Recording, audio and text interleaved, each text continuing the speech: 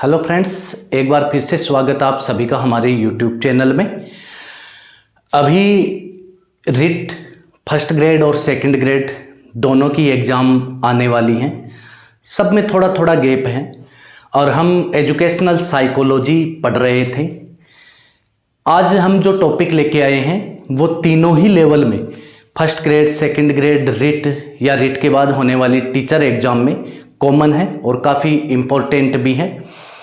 निर्मितवादी अधिगम सिद्धांत या रचनावादी अधिगम सिद्धांत के तहत हमने जीन पियाजे का संज्ञानात्मक विकास सिद्धांत पढ़ा था। जैसा मैंने आपको बताया था कि संज्ञानात्मक विकास सिद्धांत में दो विचारकों के या दो मनोवैज्ञानिकों के सिद्धांत प्रमुख हैं।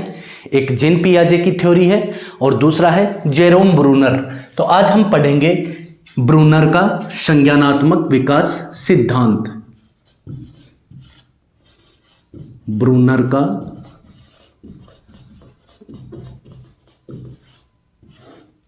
संज्ञानात्मक विकास सिद्धांत। अभी हम देखें 2016 की जो फर्स्ट ग्रेड एग्जाम हुई या 2020 में जो पेपर लगे, उसमें इससे संबंधित काफी क्वेश्चन किए गए हैं। यहां तक कि 2-3 सब्जेक्टों में एक साथ किए गए हैं।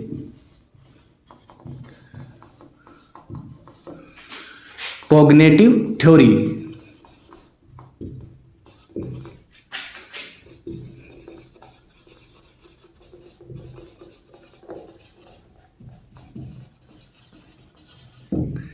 ब्रूनर का संज्ञानात्मक विकास सिद्धांत काफी इंपॉर्टेंट टॉपिक है। 2020 में 3-4 पेपर्स में इससे संबंधित क्वेश्चन किए गए हैं। मैथ में किया गया है, हिस्ट्री में किया गया है, बायोलॉजी में किया गया है, म्यूजिक के पेपर में, चित्रकला में प्रश्न किया जा चुका है। तो हम इसे पढ़ते हैं। सबसे पहले तो हम बात करते हैं कि जेरोम ब्रूनर अमेरिकी मनोवैज्ञानिक थे। तो ब्रूनर संयुक्त राज्य अमेरिका के एक मनोवैज्ञानिक थे जिन्होंने अपना संज्ञानात्मक विकास सिद्धांत प्रस्तुत किया। ब्रूनर द्वारा दिया गया संज्ञानात्मक विकास सिद्धांत पूर्व में दिए गए जीन पियाजे के संज्ञानात्मक सिद्धांत का ही वैकल्पिक रूप है। संज्ञानात्मक मनोविज्ञान का जन्मदाता कौन है? जीन पियाजे। सर्वप्रथम संज्ञानात्मक निर्मितवादी अधिगम सिद्धांत किसने दिया? जीन पियाजे। जीन पियाजे से प्रेरणा लेकर ही ब्रूनर ने अपना संज्ञानात्मक विकास सिद्धांत प्रस्तुत किया। इसलिए ब्रूनर के संज्ञानात्मक विकास सिद्धांत को जीन पियाजे के संज्ञानात्मक विकास सिद्धांत का ही क्या कहा जाता है? वैकल्पिक रूप कहा जाता है। ब्रूनर के इस संज्ञानात्मक विकास सिद्धांत को ही संज्ञानात्मक अधिगम सिद्धांत कहा जाता है। अभी आपके मन में द्वंद्व चल रहा होगा कि ये विकास सिद्धांत है और मैं आपको अधिगम सिद्धांत बता रहा हूं, तो इसी को संज्ञानात्मक अधिगम सिद्धांत भी कहा जाता है। इसके अलावा ब्रूनर के इसी संज्ञानात्मक विकास सिद्धांत को खोज अधिगम सिद्धांत या अन्वेषण अधिगम सिद्धांत भी कहा जाता है।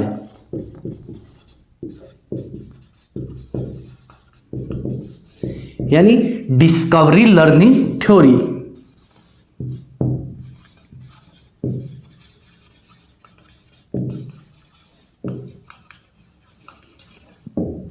दो 2020 में ये लिखा हुआ तो था देवनागरी लिपि में, यानी ऐसे डिस्कवरी, लेकिन शब्द जो था वो अंग्रेजी भाषा का था। डिस्कवरी अधिगम सिद्धांत किसने प्रस्तुत किया? किसने प्रस्तुत किया? ब्रूनर ने। यानी ब्रूनर ने स्पष्ट रूप से लिखा गया है कि जो स्वयं खोज के ज्ञान प्राप्त किया जाता है वही स्थायी और सार्थक होता है।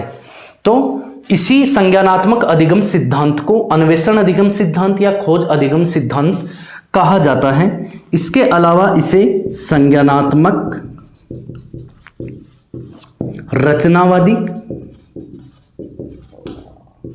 या निर्मितवादी अधिगम सिद्धांत भी कहा जाता है। एक ही चीज के अलग अलग नाम हैं। इस समस्या से बचने के लिए, क्योंकि हिंदी एक समृद्ध भाषा है, शब्दों का विपुल भंडार है, इसलिए आपका पेपर हिंदी और इंग्लिश दोनों में आता है। इसलिए जो भी इंपॉर्टेंट थ्योरीज जो हैं उनको आप इंग्लिश में अवश्य याद करें। हिंदी में यदि कोई शब्द आपको समझ में नहीं आ रहा है और अंग्रेजी में भी आपने पढ़ा है तो आपका आंसर सटीक हो सकता है।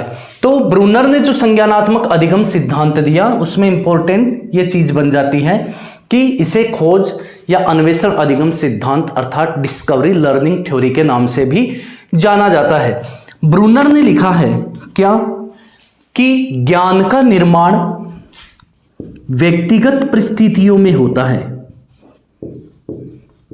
व्यक्तिगत परिस्थितियों में होता है, जिसे विशेष परिस्थितियों में प्रदान किया जाता है। यह व्यक्तिगत, बहुत अच्छी बात लिखी है यहां पे ब्रूनर ने कि ज्ञान का निर्माण व्यक्तिगत परिस्थितियों में होता है और वो उसे विशेष परिस्थितियों में प्रदान किया जाता है। अर्थात दो ही व्यक्तियों का संबंध, किसका, शिक्षक और शिक्षार्थी का। होने को तो क्लासरूम में बहुत से होते हैं, लेकिन जब टीचर विषय वस्तु प्रदर्शित कर रहा होता है या प्रस्तुतिकरण कर रहा होता है उस समय स्टूडेंट का सबका अलग अलग व्यक्तिगत दृष्टिकोण होता है और वो अलग अलग नजरिए से शिक्षक के साथ जुड़े हुए होते हैं और वह बालक उस प्रस्तुत की गई विषय वस्तु को किस दृष्टिकोण से देखता है, कैसे समझता है, अपने चिंतन में किस प्रकार से उसे ढालता है। तो ब्रूनर ने लिखा कि अधिगम या ज्ञान का निर्माण व्यक्तिगत परिस्थितियों में होता है जो विशेष परिस्थितियों में प्रदान किया जाता है। विशेष परिस्थिति यानी अधिगम संबंधी परिस्थिति। ब्रूनर ने अपने इस अधिगम सिद्धांत में या संज्ञानात्मक विकास सिद्धांत में दो बातों को महत्वपूर्ण स्थान दिया है और जो दोनों महत्वपूर्ण बातें हैं उसमें सबसे पहली बात तो यह है कि प्रथम यह है कि शिशु यानी बच्चा, बालक, शिशु अपनी अनुभूतियों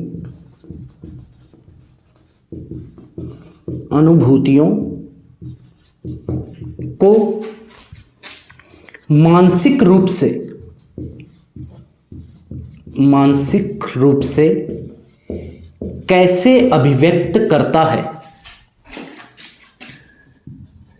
अभिव्यक्त कहां करेगा, वातावरण में, यानी दूसरे व्यक्ति के सामने।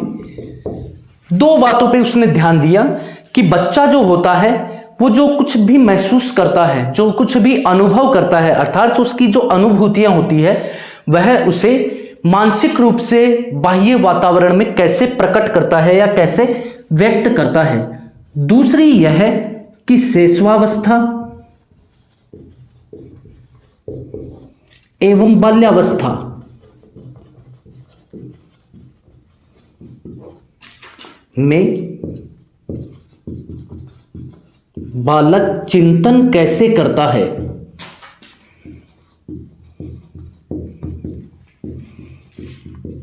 ब्रूनर ने अपने पूरे संज्ञानात्मक विकास सिद्धांत में इन्हीं दो बातों का ध्यान रखा।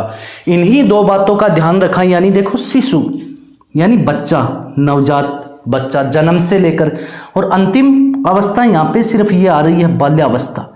तो कहने का मतलब जेरोम ब्रूनर ने केवल किशोरावस्था से पूर्व के विकास पर ही ध्यान दिया है। यानी लगभग हम यदि इसको देखें तो 12 वर्ष तक केवल वह 7 से ऊपर की अवस्था बताता है।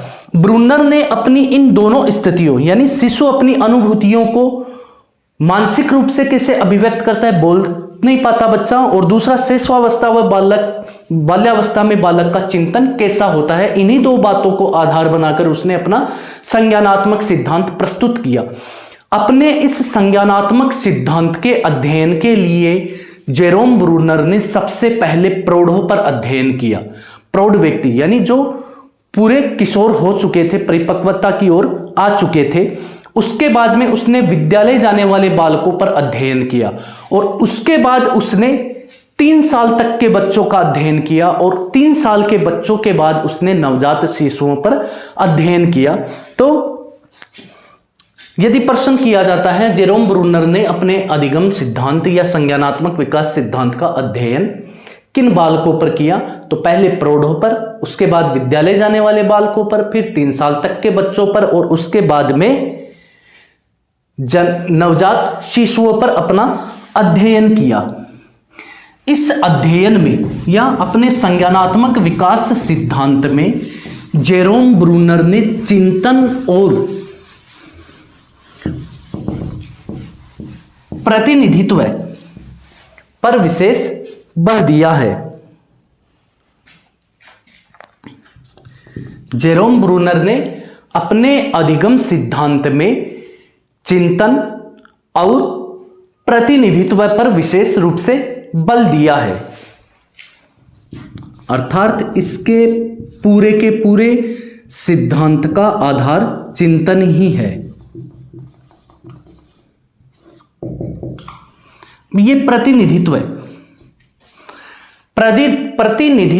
ब्रूनर के अनुसार प्रतिनिधित्व उन नियमों की व्यवस्था है जिसके द्वारा व्यक्ति अपने अनुभवों को अपने भविष्य में आने वाली घटनाओं के लिए संरक्षित करता है। किसे? अपने अनुभव को। आज मैं हूं या आप हो, आपने अब तक की अपनी लाइफ में जो कुछ भी अनुभव प्राप्त किए, जो कुछ भी शिक्षा प्राप्त की है, उसका अपने मस्तिष्क में संग्रह रखते हैं, हमारी मेमोरी में सेव होता है और उससे जुड़ी हुई कोई समस्या फ्यूचर में आती है या कोई और समस्या आती है तो हम जो पहले से हमने समाधान कर रखे हैं उनको काम में लेते हैं। तो जेरोम ब्रूनर के अनुसार चिंतन या प्रतिनिधित्व उन नियमों की व्यवस्था है जिसके द्वारा व्यक्ति अपने अनुभवों को भविष्य में आने वाली घटनाओं के लिए संरक्षित रखता है। इस प्रतिनिधित्व को व्यक्ति अपने संसार या वातावरण के रूप में काम में लेता है, अर्थात इसके द्वारा व्यक्ति अपने संसार और वातावरण का प्रतिनिधित्व करता है और इसी के आधार पर अपने सारे निर्णय लेता है। इस आधार पर जेरोम ब्रूनर ने प्रतिनिधित्व के 3 प्रकार बताए हैं। एक चीज। दूसरा, जेरोम ब्रूनर ने संज्ञानात्मक विकास सिद्धांत की 3 अवस्थाएं बताई हैं या 3 चरण बताए हैं। आप इन्हें इस रूप में भी पढ़ सकते हो, संज्ञानात्मक विकास सिद्धांत की अवस्थाएं, और इस रूप में भी पढ़ सकते हो चिंतन या प्रतिनिधित्व की 3 विधियां या 3 प्रकार।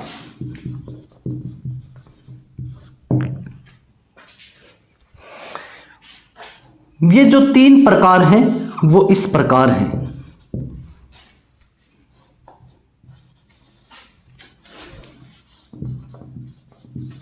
ये 3 प्रकार इस प्रकार हैं। सबसे पहला जो है वो है संक्रियात्मक प्रतिनिधित्व या क्रियात्मक अवस्था।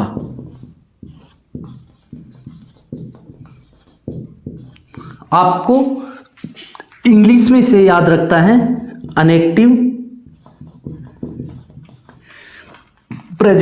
रिप्रेजेंटेशन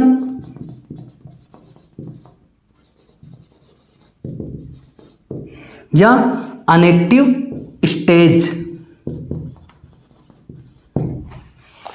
ये अवस्था मुख्य रूप से क्रिया आधारित है। ये जरूर याद रखना है आपको, आगे वाला शब्द यानी एक्टिव बेस्ड।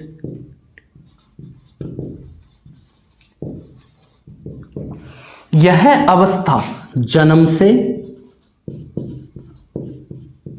18 माह तक चलती है। पहली अवस्था क्या है? संक्रियात्मक प्रतिनिधित्व या क्रियात्मक अवस्था। यदि आप प्रतिनिधित्व के चरण प्रकार या विधि में ये लिख सकते हो संक्रियात्मक प्रतिनिधित्व, और अवस्था में क्रियात्मक अवस्था, बात एक ही है। अनेक्टिव प्रेजेंटेशन या अनेक्टिव स्टेज, यह क्रिया आधारित होती है, अर्थात एक्टिव बेस्ड, जो जन्म से लेकर 18 माह तक चलती है। दूसरी अवस्था जो है उसे कहा जाता है दृश्य प्रतिमा प्रतिनिधित्व या दृश्य प्रतिमा अवस्था। यह छवि आधारित है। ये आधार वाक्य यदि हमें याद है तो हम आराम से इसको एक्सप्लेन कर सकते हैं। ये इकोनिक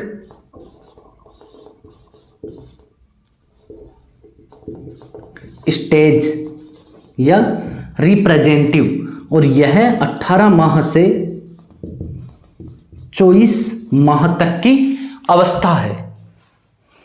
इसके बाद में तीसरी अवस्था जो है वह है प्रतीकात्मक प्रतिनिधित्व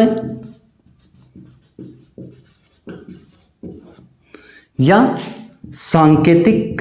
प्रतीक और संकेत एक ही चीज है, सांकेतिक अवस्था। यह भाषा आधारित है, यानी बच्चे में भाषा का विकास हो जाता है। सिंबॉलिक स्टेज,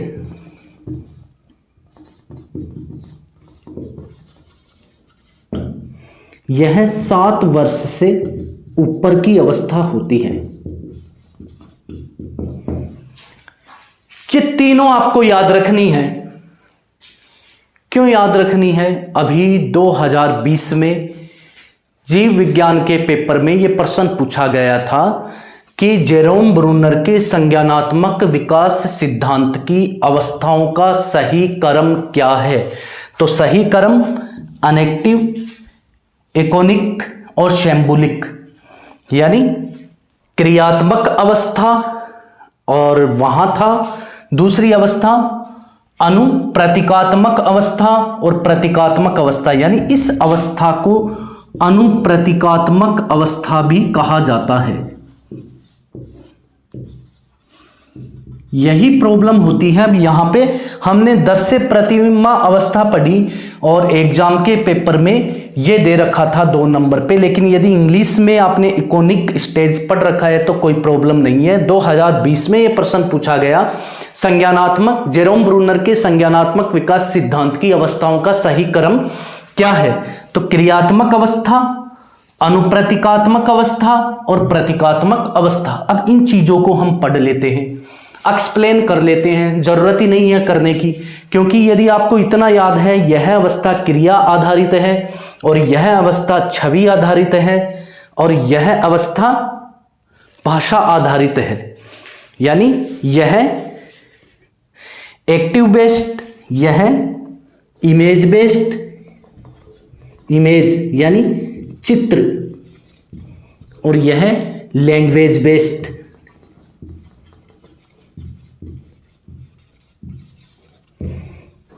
देखो 7 वर्ष से ऊपर बच्चा बोलना सीख जाता है, यानी अपनी अनुभूतियों को किसके माध्यम से व्यक्त करता है? भाषा के माध्यम से।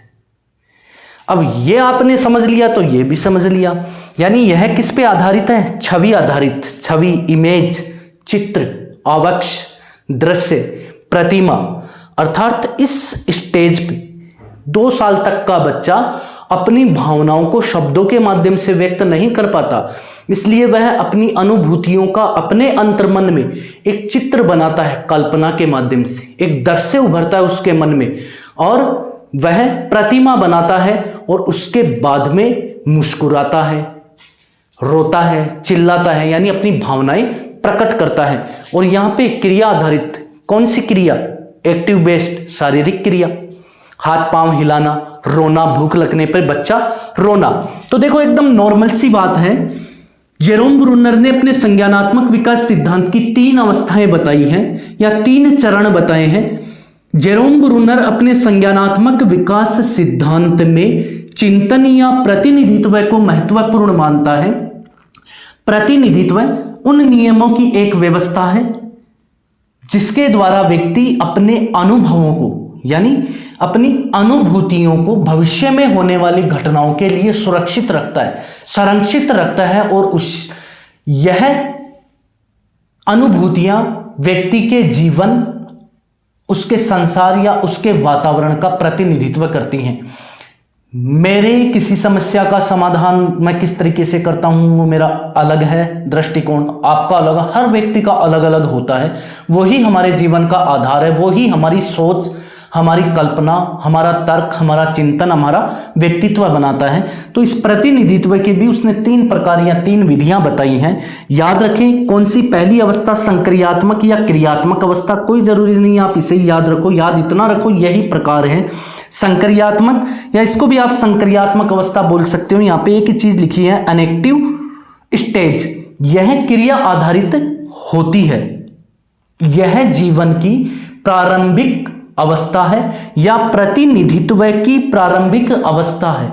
इस अवस्था में बालक अपनी अनुभूतियों को शारीरिक क्रियाओं के माध्यम से प्रकट करता है, अभिव्यक्त करता है, यही चीज है, ये आपको याद रखना है। मिलान वाला आ जाएगा यहां पे, एक तरफ क्रियात्मक अवस्था लिख दी 2 नंबर पे, अनुप्रतीकात्मक अवस्था लिख दी 3 पे, प्रतीकात्मक लिख दी, और बाद में मिलाने में ऊपर उधर वहां पे क्या लिख दिया, भाषा आधारित, फिर क्रिया आधारित, और फिर ये मिलान करो, तो वही बात है। तो संक्रियात्मक अवस्था या क्रियात्मक अवस्था प्रारंभिक अवस्था है या प्रतिनिधित्व का प्रारंभिक चरण है। इस अवस्था में बालक अपनी अनुभूतियों को पूर्ण रूप से शारीरिक क्रियाओं के माध्यम से ही अभिव्यक्त करता है, शब्द रहित होकर केवल इशारों के माध्यम से अभिव्यक्त करता है। जैसे भूख लगने पर चिल्लाना, अपने हाथ एवं पैरों को हिलाना एवं मुस्कुराना, आंखें फैलाना, ये सब क्रियाएं होती हैं। यह अवस्था अर्थात ब्रूनर के संज्ञानात्मक विकास सिद्धांत की यह अवस्था जीन पियाजे की मूर्त संक्रियात्मक अवस्था स्वेंदीपेशीय अवस्था से समानता रखती है, यानी सेंसोरी मोटर स्टेज सामने रखती है। क्यों? यह भी कहां तक है? केवल 1.5 वर्ष तक। इस अवस्था में बालक अपनी समस्त क्रियाएं या अनुभूतियों को शरीर की क्रियाओं के माध्यम से ही प्रकट करता है। बात करते हैं दूसरे की, दृश्य प्रतिमा प्रतिनिधित्व। यह प्रतिनिधित्व का दूसरा चरण है या दूसरी विधि है या फिर दूसरी अवस्था है। इस अवस्था में बालक अपनी अनुभूतियों को अपने मन में एक छवि बनाकर, एक इमेज बनाकर या एक चित्र बनाकर या एक प्रतिमा बनाकर के अभिव्यक्त करता है। इस अवस्था में बालक क्रियाओं की बार बार पुनरावृत्ति करके प्रत्यक्षीकरण के माध्यम से सीखता है। किसके माध्यम से सीखता है? प्रत्यक्षीकरण के माध्यम से सीखता है। इंपोर्टेंट 2016 फर्स्ट ग्रेड में पूछा जा चुका है। ब्रूनर के संज्ञानात्मक विकास सिद्धांत की किस अवस्था में या किस चरण में बालक प्रत्यक्षीकरण के माध्यम से सीखता है? तो किस में? एकोनिक स्टेज में 18 से 24 माह तक का बच्चा प्रत्यक्षीकरण के माध्यम से सीखता है। यह जीन पियाजे की पूर्व संक्रियात्मक अवस्था प्री ऑपरेशनल स्टेज से संबंधित है।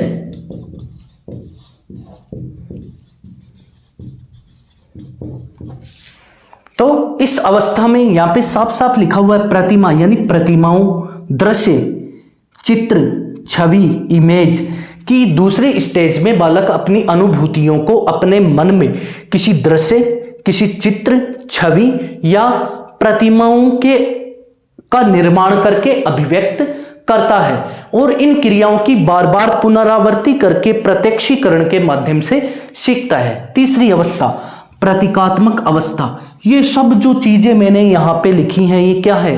कोड ही तो है अपनी हिंदी भाषा के। लिपि देवनागरी लिपि, ब्राह्मी लिपि, खरोष्टी लिपि, इन सबके ये कोड है, संकेत हैं, यानी सांकेतिक संकेतों के माध्यम से बच्चा लिख के भी अपने भावनाओं को व्यक्त कर सकता है और बोल करके भी कर सकता है।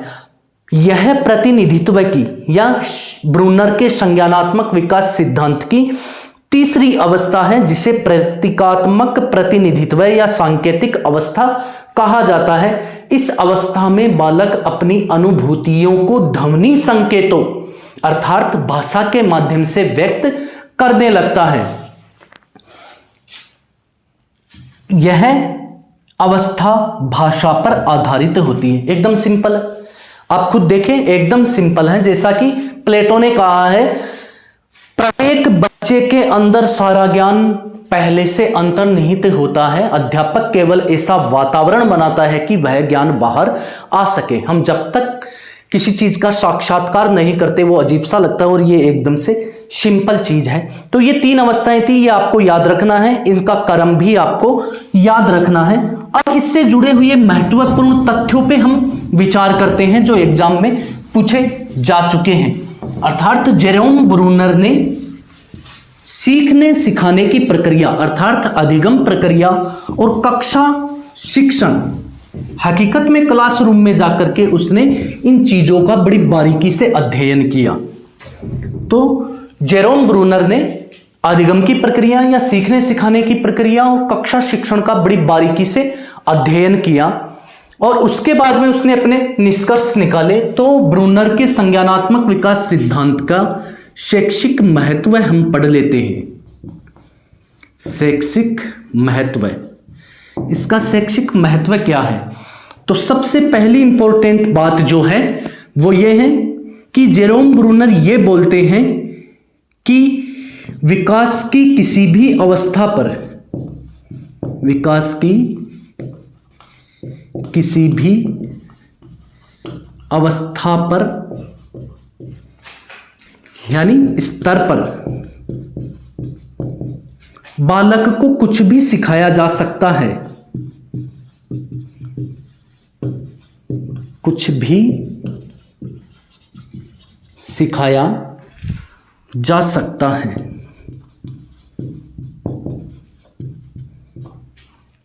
हिस्ट्री 2016 चेक कर लेना, उसमें यह प्रश्न पूछा गया है।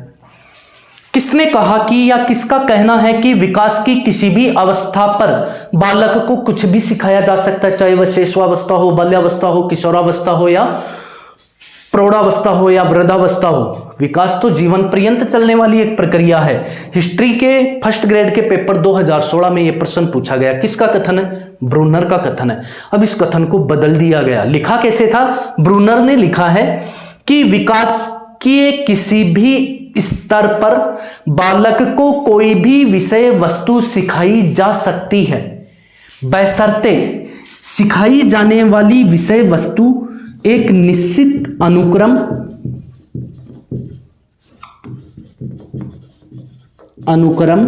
एवं बारंबारता के साथ प्रस्तुत की जाए।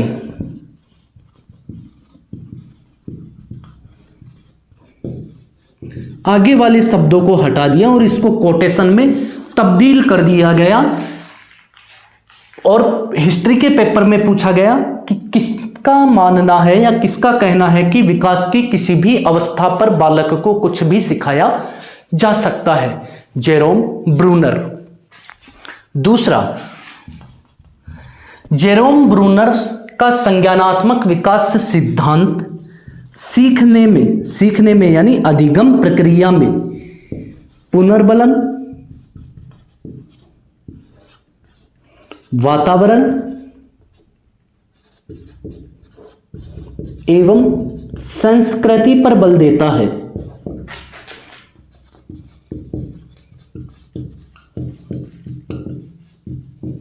पुरस्कार एवं दंड पर बल देता है। पुरस्कार और दंड कहां आ गए? पुनर्बलन पे। अच्छे कार्यों के लिए पुरस्कार देना और गलत कार्यों के लिए सजा देना, दंड देना। तो ब्रूनर का संज्ञानात्मक विकास सिद्धांत सीखने की प्रक्रिया में पुनर्बलन, वातावरण एवं संस्कृति पर बल देता है। तीसरी चीज, ब्रूनर के संज्ञानात्मक विकास की अवस्थाओं के आधार पर शिक्षक अपने नियोजन, क्रियान्वयन एवं मूल्यांकन में संशोधन करके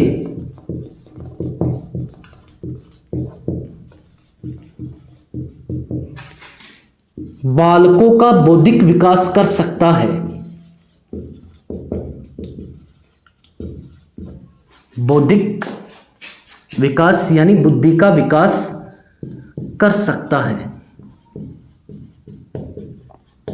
कितनी अवस्थाएं बताई हैं? 3 अवस्थाएं। यदि किसी अध्यापक को ब्रूनर के संज्ञानात्मक विकास सिद्धांत की अवस्थाओं का ज्ञान है तो उस आधार पर वह अपनी नियोजन यानी प्लानिंग, विषय वस्तु कैसे प्रस्तुत करनी है, कक्ष में बच्चों की बुद्धि योग्यता के आधार पर इसको कैसे प्रस्तुत करना है, और मूल्यांकन के आधार पर बच्चों की बौद्धिक क्षमता का वह विकास कर सकता है। अगला, ब्रूनर के संज्ञानात्मक विकास सिद्धांत के आधार पर शिक्षक को सहयोगी समस्या समाधान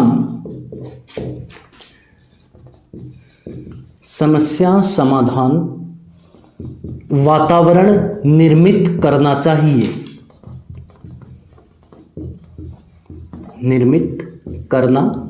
चाहिए और स्वयं शिक्षक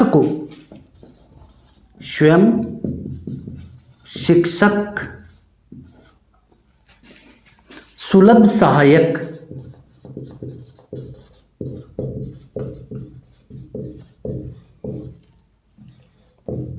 के रूप में कार्य करे, यानी सहायक के रूप में, केवल निर्देशक के रूप में। यह प्रश्न 2016 गणित में और संगीत में पूछा जा चुका है और 2020 में जीव विज्ञान में पूछा जा चुका है। यानी 2016 की फर्स्ट ग्रेड में भी आया और 2020 में भी आया। अधिगम के किस सिद्धांत में अध्यापक सुलभ सहायक के रूप में, एक मार्गदर्शक के रूप में, केवल निर्देशक के रूप में कार्य करता है? निर्मितवादी अधिगम सिद्धांत में।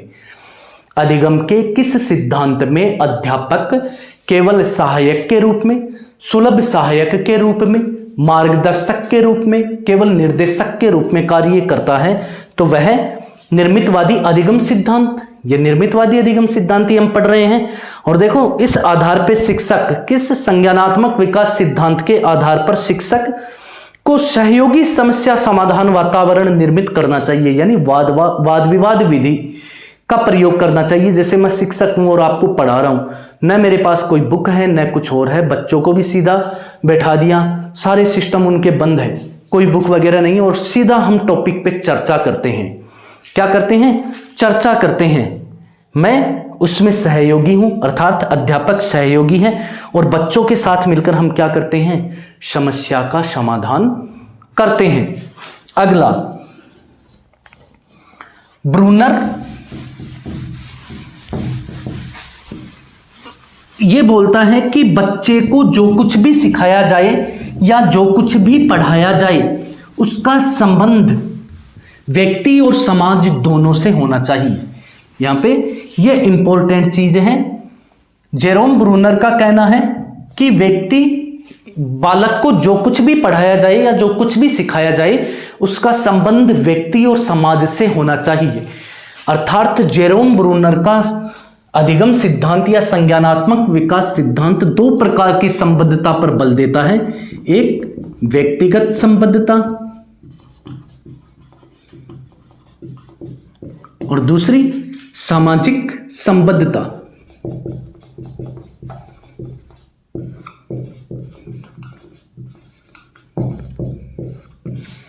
इसके अलावा ब्रूनर का यह मानना है कि स्वयं खोज के द्वारा प्राप्त किया गया ज्ञान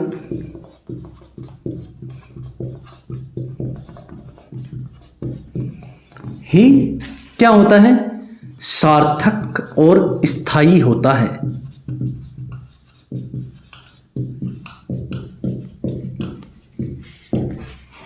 इसके अलावा एक और इंपॉर्टेंट चीज, सबसे इंपॉर्टेंट चीज, जेरोम ब्रूनर का यह मानना है कि प्रत्येक विषय की एक संरचना होती है। प्रत्येक विषय की संरचना होती है, उसके मूल संप्रते यानी सिद्धांत, उसके मूल संप्रते, नियम एवं विधियां होती हैं।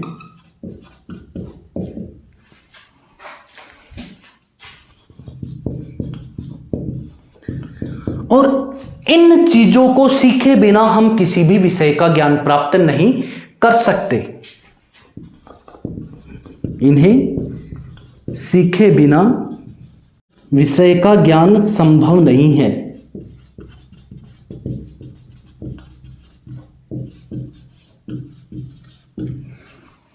ब्रूनर क्या बोलता है, बहुत से सब्जेक्ट होते हैं, तो ब्रूनर ने कक्षा का सूक्ष्म अवलोकन किया और कहा कि प्रत्येक विषय की अपनी संरचना होती है, उसके मूलभूत संप्रति, नियम एवं विधियां होती हैं। जब तक बालक इन नियमों और विधियों का ज्ञान प्राप्त नहीं कर लेता, तब तक वह विषय को नहीं सीख सकता। इसके अलावा जेरोम ब्रूनर ने यह लिखा कि ज्ञान का निर्माण, अवधारणा का निर्माण मूर्त स्तर, अमूर्त स्तर और तुलना स्तर पर ही संभव है। अर्थात दोनों दृष्टिकोणों से उस पर विचार किया जाए, मूर्त विचार भी किया जाए और अमूर्त विचार भी किया जाए, उसके बाद में दोनों की तुलना की जाए। तुलना करेंगे तो ज्ञान का निर्माण होगा। जेरोम ब्रूनर के अनुसार ज्ञान का निर्माण या अवधारणा का निर्माण मूर्त, अमूर्त एवं तुलना स्तर पर होता है। और ब्रूनर ये भी बोलते हैं कि ज्ञान व्यक्तिगत परिस्थितियों में प्राप्त होता है या व्यक्तिगत परिस्थिति में संपन्न होता है, जो एक विशिष्ट परिस्थिति में प्रदान किया जाता है। ये था जेरोम ब्रूनर का संज्ञानात्मक विकास सिद्धांत। निसंदेह आपके लिए उपयोगी होगा। मिलते हैं नेक्स्ट वीडियो में एक नए टॉपिक के साथ।